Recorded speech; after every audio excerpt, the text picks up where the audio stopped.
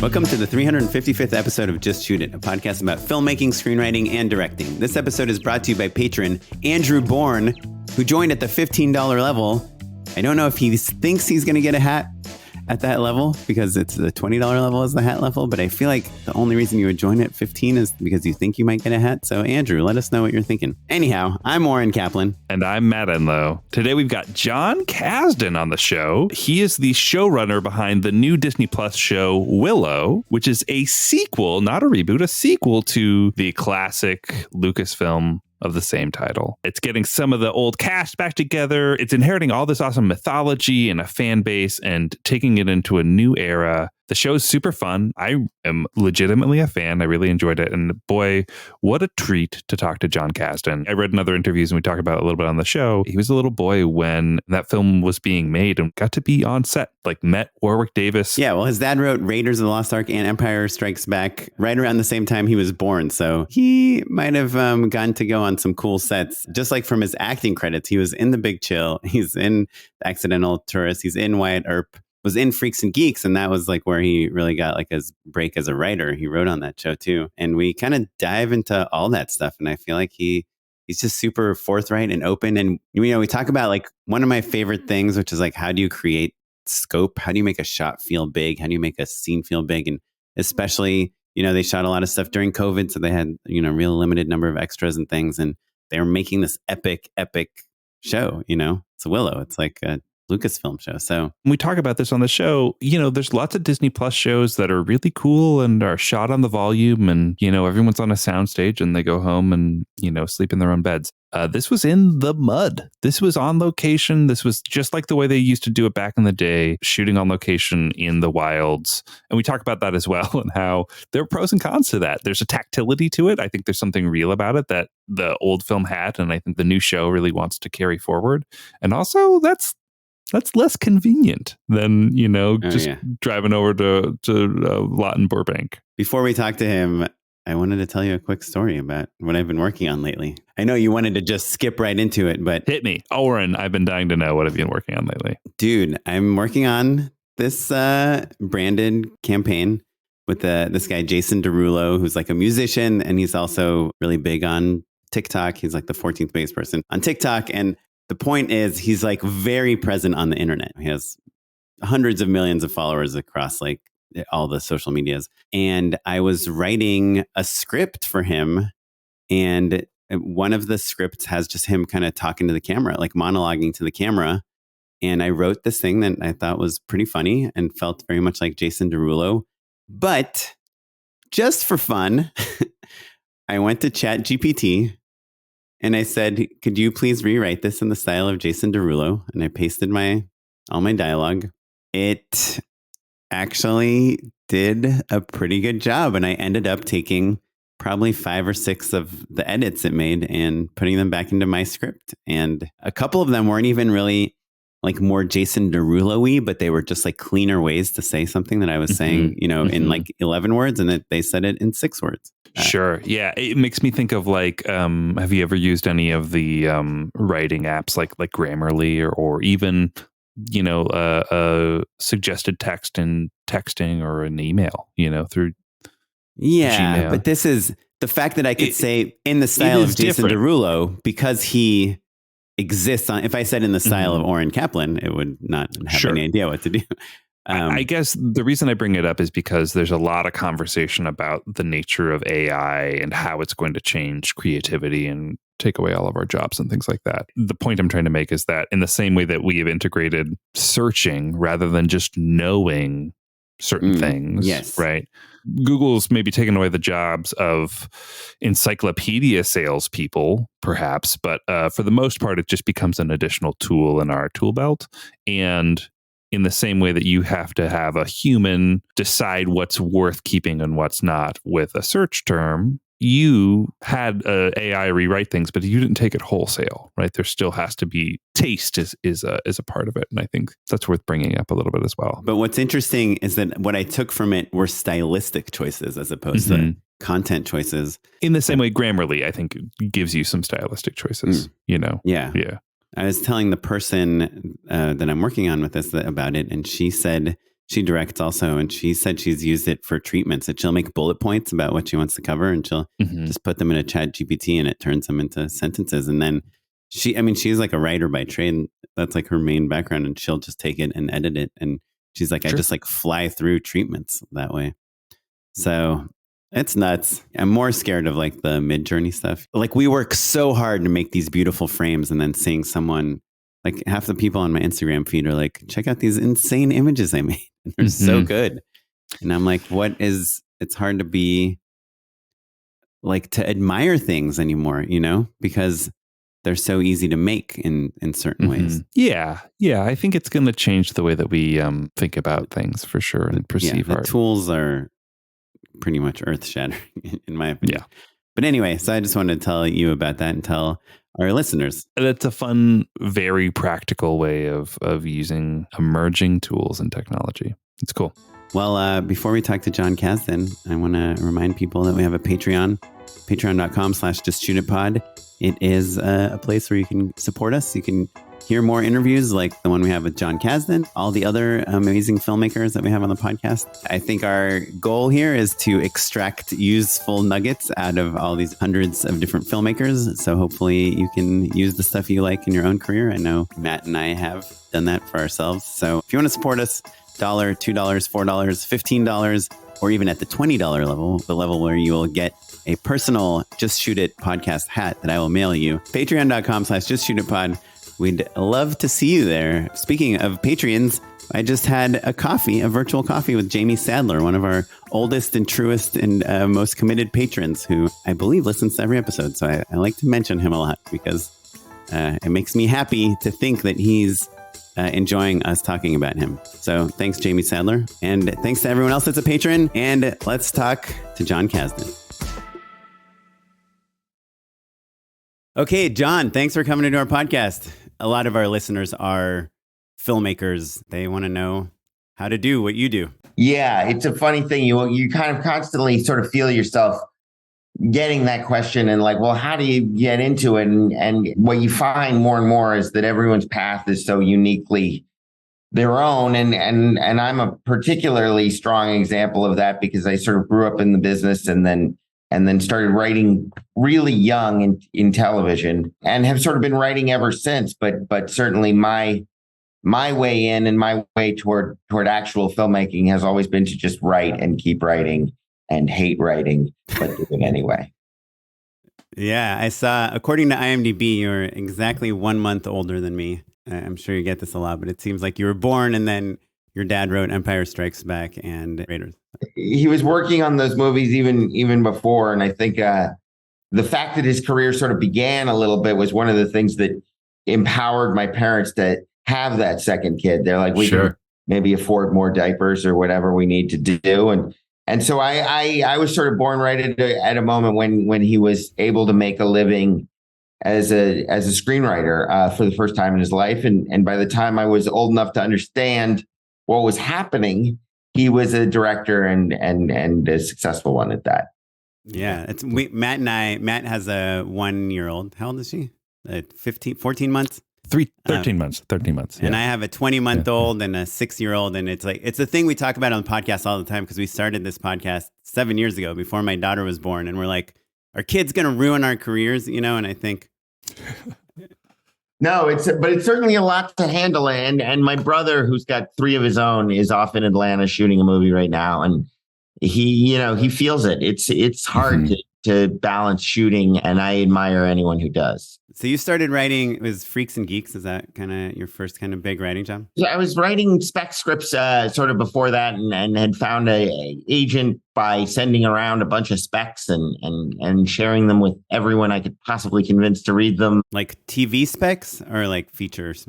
Action movies, which was really where my heart was. I was sort of taking meetings around the world, around the town, but also going to NYU and studying film and Freaks and Geeks sort of happened right as I was finishing my first year at NYU, and the opportunity to sort of write one episode came up, and it allowed for me to sort of be present for the entire life of that show, which was really the education I was, I think, really after. I think famously that was kind of the move of that show. They were like, oh, we'll hire you for one episode, but we get basically a staff around the whole time. I was not experienced and quite young, but I had real life, very immediate high school experience, which is the kind of thing that Judd and Paul liked. They liked diversity among their writers and people who could bring really what they were hoping for, I think more than anything, was people who had funny stories about being a teenager. And they didn't know that much about structure and building out a long form drama like that. So I got to be sort of witness to their education in it and my own. And I met people who would become my closest friends as I grew up. And one of them was Mike White, and he sort of sent me off to Dawson's Creek, where he'd come from when that show ended. Do you do like the studying, like when you write, like do you go places? And well, one thing we did with Willow is we did a kind of sort of cursory scouting thing in Wales, just to sort of get a sense of where we could go. And frankly, I wish I'd been able to do more, because, one of the challenges of a show like this is you never have enough time or enough money or any of the resources you sort of expect. And I tend to write quite big and ambitious stuff, and then sort of spend most of the shoot being slightly disappointed that it can't be what I had hoped it would be. Well, let me tell you, you were on the right show, my friend. Yeah, welcome to our world, Jon. A tip, I would say, for trying to get scale in these kind of fantasy adventure shows, that where you are up against it, is to lean into wherever you are, And with Wales, we tried to shoot out the 3-hour radius of where we were to whatever extent we could, and I think we did a good job. We had a great location team, and they really knew the area, and the crew knew the area. So 100% of the show is in Wales? Is that right? That's not technically accurate, because the episode you'll see tonight, which shoots sort of in a forest area that borders the Puzzlewood Forest, crosses over into the UK for moments. In fact, there was a hilarious drama where a sickly little mouse was found on the set. And one of the Teamsters took it to its van and unknowingly had traveled it across country lines and invoked a diplomatic disaster when the mouse died, and the Welsh were held responsible. And it was all we could do to extradite the mouse. Yeah. Sure, yeah. Did you guys do any volume? I mean, it's an ILM show, right? Or a Lucasfilm show, right? No, we didn't. We, the thing about the volume is it's a wildly expensive thing to do, and you really have to plan for it. You have to use it enough to sort of validate its expense and the amount of time and work that needs to go into figuring out exactly what you're going to do with it. So what we did use, though, is we used a translate for several episodes that we then enhanced digitally with sort of bringing the sky to life and stars and all that. So the translate. So for our listeners that don't know, it's a giant, basically backdrop that you can light from behind, and you can make it look like day or night based on how you light it. Right? Light it from the front, it's day, and from the back, it's night. It was a great tool, actually, for what we needed. It's like a lot of these things, and the creature effects being sort of the perfect example. These old tools tend to be really great when wedded to digital tech in some way. So like the puppet characters we created that had a digital element in them, our most successful sort of goes. Yeah, I'm dying to ask you about how you approached having, a film that, like, in my heart and mind is like kind of like a perfect example of that old school ILM, matte paintings and stop motion. I feel like it's an ideal effects film in many ways. And now you have all of these tools, right? As we were toiling away in Wales, sort of in the pouring rain and mud, my dad was back home in his house in Los Angeles making a documentary about ILM. And he did the entire documentary literally without ever leaving his house, and it's one of my favorite things he's done in quite some time. But I would, we'd talk on the phone every once a week or something. I'd be like, how's it going? he'd be like, it's going great. I was in the pool and then I directed for a little while. And yeah, it's incredible. How's the mud, son? But one of the things that ILM documentary does beautifully is it sort of talks about that period, really goes into that period in their evolution, and what a transformative moment it was, because it sort of wed the stop motion genius of those guys, who are doing that, and even the matte painting world and all of that, with the sort of burgeoning digital thing that was happening with morphing and technology. And it was sort of at the last of the age of the sort of big effects movies done in the old style, and the first of those done in the new, And so how it's so classic. And I think that the new show does a really great job of paying homage to that look and style and feel, right?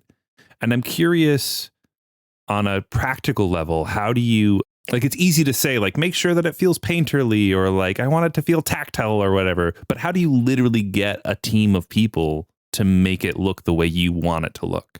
Yeah, well, I mean, one thing that I really had to my advantage is that I had been very present on Force Awakens, and Kathy had sort of produced Force Awakens on a granular level. And then Michelle Rejwan, who was running Lucasfilm at the time we were shooting the show, had come from being JJ's assistant on Force Awakens, or rather producer on Force Awakens, had been his assistant prior.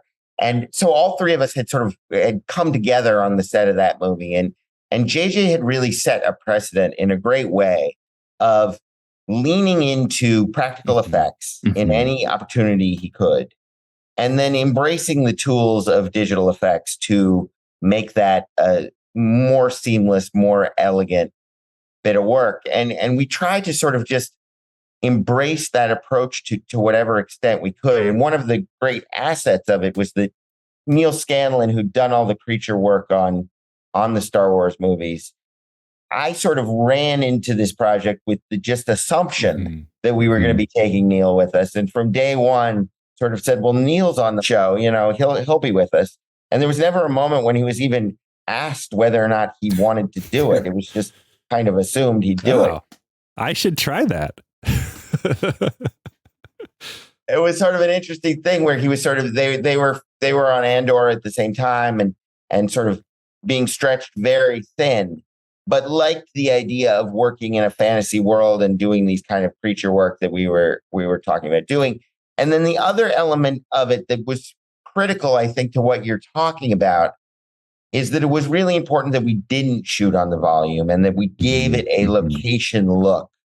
Because so much of what resonated for me about the movie was this tactile, muddy, wet world that Warwick was sort of sloshing his way through, felt so real to me that we really wanted to achieve that. And, if I had it to do over again, I don't know if I would have done it with quite as much gusto, because it's hell out there when when you've got 8 actors and you're in the rain and it's really cold and none of them want to be there. But it certainly pays off in the show itself, which has the feel of a 80s fantasy. For sure. As a kid, like, that's what I loved about Willow, is it's so easy to imagine yourself just running through the woods and doing all these crazy things they're doing. Yeah, it's a big part of the power of it. And then when you add in things like, the dogs, even in their sort of ridiculous costumes, they had the movement and the ferocity of real dogs. Sure. Yeah. Gave the whole thing a kind of experiential reality for children that was scary and fresh and a big deal. Yeah. I'm curious, just another question about the look. Like, obviously this is a TV show. It's episodic. It's made for TV. Was there ever a question in anyone's mind about shooting anamorphic versus 16:9? No, I mean, a lot of it has to do with the streamer and how best to sort of use the shape of the image there and how they kind of collate their data and process everything internationally. But what we knew we sort of always wanted was as cinematic a look as we could get, and to kind of keep it feeling like, I think one of the things Disney is doing well is they're sort of trying to create a filmic experience at home, particularly with these Lucasfilm branded, even more, I'd say, than with the Marvel stuff. It's like they're really trying to preserve something that feels cinematic and wide and a big frame, you know? Right. I like what you were saying earlier about scale. Do you have any kind of go-to tricks, whether it's in the writing, in the producing, or in the directing? You know, we're trying to lean into sort of our bigger vistas and creating a show that feels like the scale of the world that these characters are inhabiting is much bigger than them. And it was always a battle I was sort of fighting, which is that it never feels small. And, you know, it can be tricky because one of the challenges of shooting Willow was that we shot it in the sort of depths of COVID. And the way in which that most literally affects you, other than the years of your life it takes off with worrying about who's going to get sick, is that you just can't have as many extras on the set as you would like to, you know?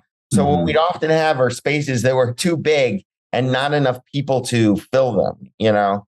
And that was a constant source of frustration and sort of nagging difficulty. Was like, you want hundreds of extras, you're going to get 50. Right. And I know this is hyper specific, but what are like some tricks? What are some solutions to kind of overcome that? Well, one thing that, you know, we did a couple of times is we tried to do some crowd replacement, you know, which is an expensive and tricky process in and of itself, because you have to sort of film the individual elements, which is a time crush, you know, so you're off, you've got some unit of your crew off somewhere shooting extras and plates of extras. And then, you know, you only sort of have as many as you have, which can be a little tricky. Like, you mean you have like 20 different versions of extras and you're tripling them, or you only double them so many times, and you really, what you'd love to do is you'd love to be able to do everybody and then be able to, you know, intersperse them as much as possible, because it's tricky. But then there's the actual cost of laying them into the shots and sort of rotoing everything together. So it's not a cheap solution to the problem. And like, you know, the cheaper and certainly more effective method was that you would have people cross the camera, walk around behind the camera, and then cross again, you know, and you would have them cross closer and further away and keep it as busy as you could. Yeah. But what you never got, and is really hard to achieve, is huge crowds that sort of were specific to, you know, the great sort of epic stories of our lifetime, and things like even those first 3 Lord of the Rings movies. It's like you get the sense of thousands of extras dressed as orcs, you know, hundreds at least out there sort of fighting. And that was always really, really difficult to achieve. But what isn't as difficult to achieve in Wales are these expansive landscapes, because an hour and a half out from where we were shooting at Dragon Studios, you get these vast fields and these sort of distant mountains and a sense of a real fantasy world, you know. And we were really shooting to that as much as possible, going out on location whenever we could, sort of trying to do as little on stage as we had to, also just practically because we were constantly turning over our stages to turn them into some other set. You know, one of the big challenges of a show like Willow is that as a quest that's constantly moving forward, very few of the sets are amortizable over this season. You know, we really had almost nowhere. There's no central perk in Willow. Yeah. Exactly. Surely if we do a season 2, that'll be the very first set we have, is the central perk you can keep. The pub. You know, it speaks to what we're sort of saying about wanting to do something that felt really cinematic. Was just like you wanted to give people this kind of sense of a long journey that they're going on with these characters over the course of the season, the way Willow really successfully does that, even though they seem their path is a bit circuitous they do seem to be traveling the whole movie, and sort of getting further from home.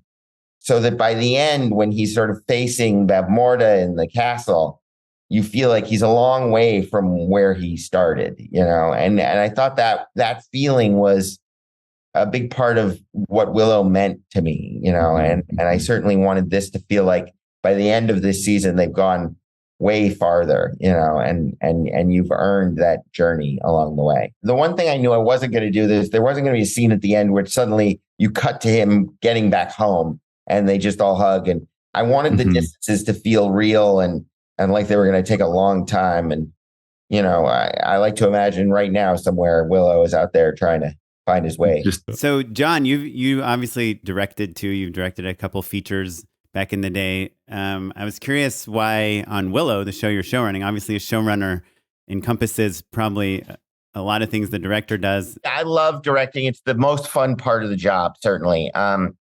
But, they all sort of, a lot of people had said to me that early on that and I was very gung ho about doing it. And they said, you should do it for a year because you'll be shocked at how every second of your life is occupied in running the show. And they said, Favreau doesn't really do it. And these shows tend to be sort of most effective when the showrunner is fully showrunning. And I was skeptical and certainly grouchy about it.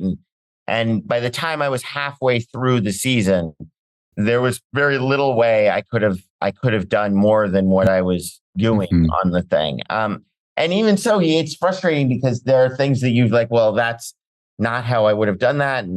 And I write in a very sort of specific sound and you constantly kind of want to be there for every second of it. But the challenge is, you're almost always prepping and cutting as you're shooting.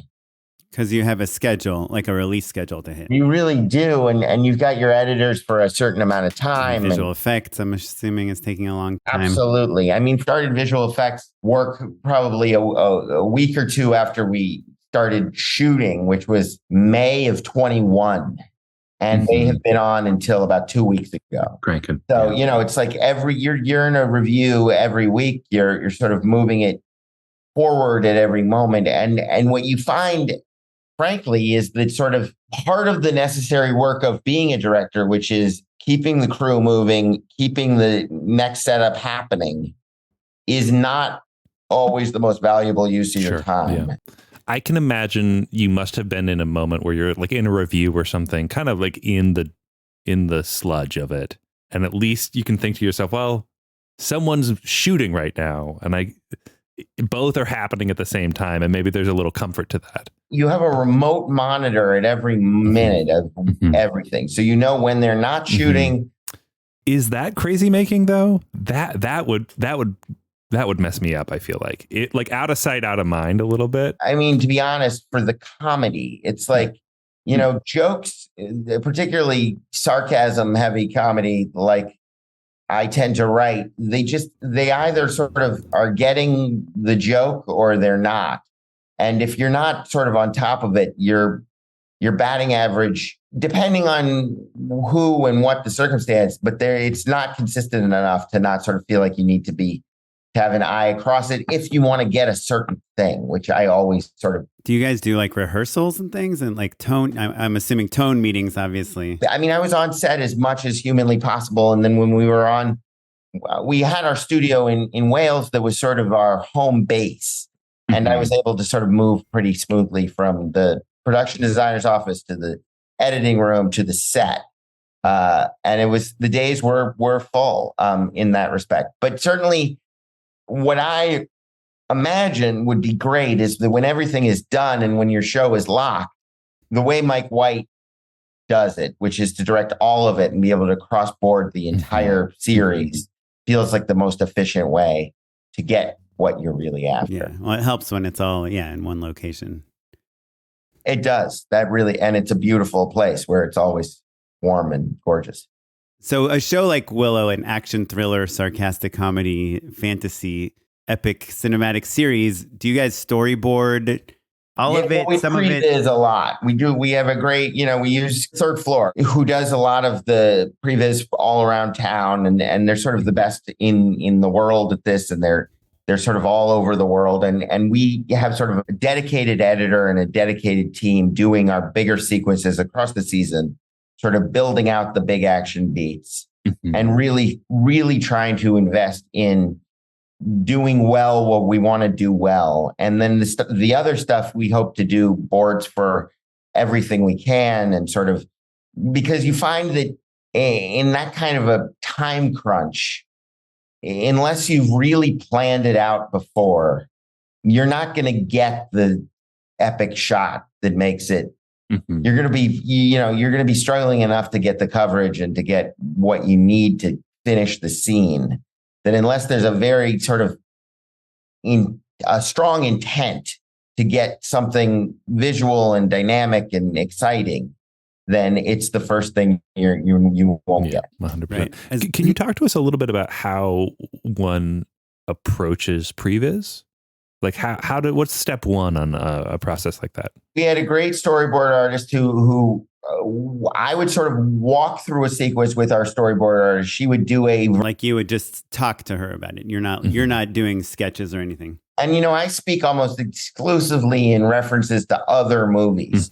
So I'd show her a shot, I'd show her an image from something. We'd talk about the kind of visual energy we wanted to have. When you're referencing other movies, do you spend time finding references in other movies, or just stuff that you remember from You're like, hold on, this shot from Alien, and you pull it up. Yeah. And it's usually stuff that, like, when you've had to sort of suffer through writing one of these sequences, you've drawn these references in your head long ago. So they're pretty easily accessible to what you're trying to do, So you're not creating it from the whole cloth in that moment. Yeah. Yeah. And you're using them in every aspect of the pre-production, in terms of, like, the sort of concepting the various weapons and vehicles and sort of the costumes of a sequence, into the storyboarding of the sequence, into what inevitably becomes the sort of previs stage. And then, of course, the biggest challenge, because these previs guys are great and the shots are always exciting, is having the time and the resources to get it.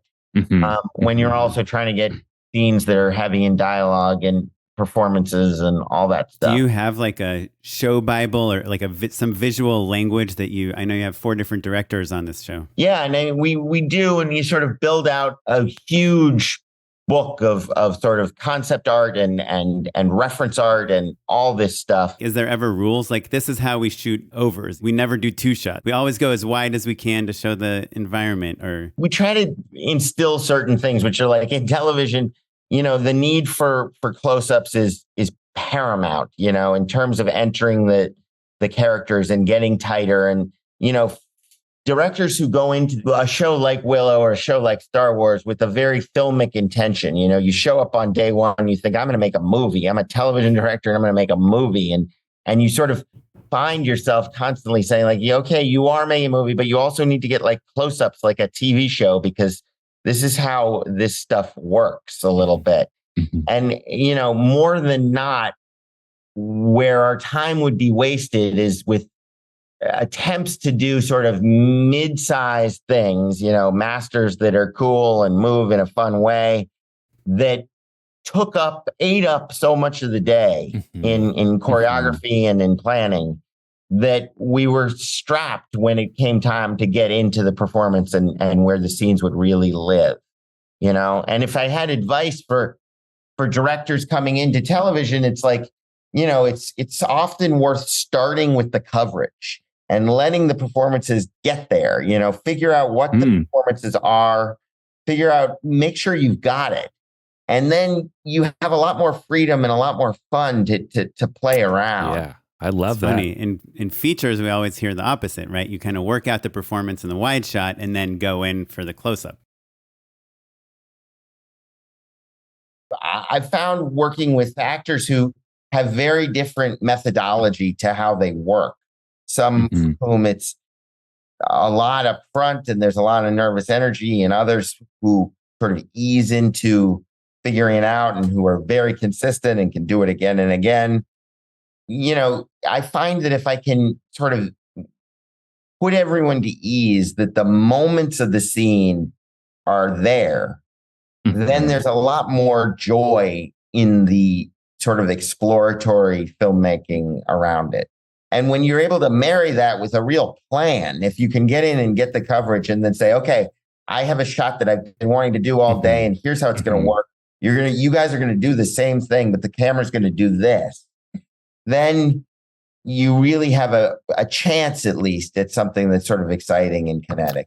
Are you laying the blocking in that you kind of have in the back of your head for that fun shot into that coverage to begin with? Or how, because that was always the thing that makes me... You constantly finding your locations are not exactly what you'd hoped they'd be. And one of the things I found incredibly useful is anytime there's an opportunity to rehearse in the location or to stunt viz in the location, we had a great stunt team who would go out and shoot on an iPhone and bring it back, and you'd look at it and you'd know what you were really after and what you were a little less focused or urgently needed to get, and that ended up being incredibly helpful. But the more prep the directors did, the better off they were, and when they did less, it often cost us. One of the ways in which we were able to afford to make the show was that, you're constantly looking for savings in various ways. And one was that we used entirely UK-based directors. Oh, interesting. A huge saving, but also a huge limitation on who you can pull from. Particularly when you want to hire lots of different kinds of directors and try different things. But we found 4 people that were passionate about the show and loved the show. And the first of them was Stephen Wolfenden, who had come from being a second unit director for David Yates on the Harry Potter movies and just had a kind of grounded day-to-day experience on getting it done that was invaluable, and stayed with the show throughout and sort of was our cleanup man on everything we needed. And then we had some younger people like Debs Patterson and Jamie Childs, who had both sort of are at the beginnings of their career and both super talented. And then this director, Philippa Lowthorpe, who had worked on The Crown and brought a gravitas and a touch with actors that was really nice and that I think they appreciated deeply. When you meet these directors or interview them, what are you looking for from a conversation with them? I'm assuming you've already seen their credits. For someone who can get along with your sort of sense of humor and your internal references and knows what you're talking about, a little bit. And it's, you'd be shocked at how difficult that can be to find, which is just someone who sort of, you can reference a shot in a movie from 20 years ago and they'll know, oh yeah, that, you mean that right. Tracking shot from, that tracking shot from Lord of the Rings when they're on the road. And, and just like sort of that kind of familiarity is a real gift, because it's all about finding people you can be as specific as possible with what you want. I mean, obviously you mentioned Philippa and working on The Crown and her ability with the actors. Because it's a TV show and you're, by episode 3 to 8, these actors probably know their characters pretty well. They had me and that really changes the dynamic. I think on a lot of these, I think specifically in the UK, but although I couldn't tell you for sure, but the showrunner isn't as omnipresent as we are here in the States.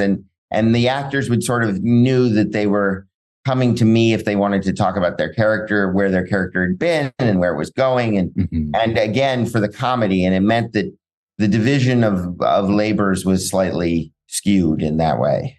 Well, awesome. Yeah. Super exciting show. This is great kind of questions that can only be asked by other directors. Years and years ago now, we had a director on. When he realized that we weren't going to ask him what it's like to work with The Rock, he hung out for 2 hours. You know what I mean? Like, we used to do it in person and it's late at night. We'd have a beer. I mean, I saw an interview with Fincher once where he was like, the hardest thing is you never have enough time. And the whole legend of Fincher is he didn't care how much time.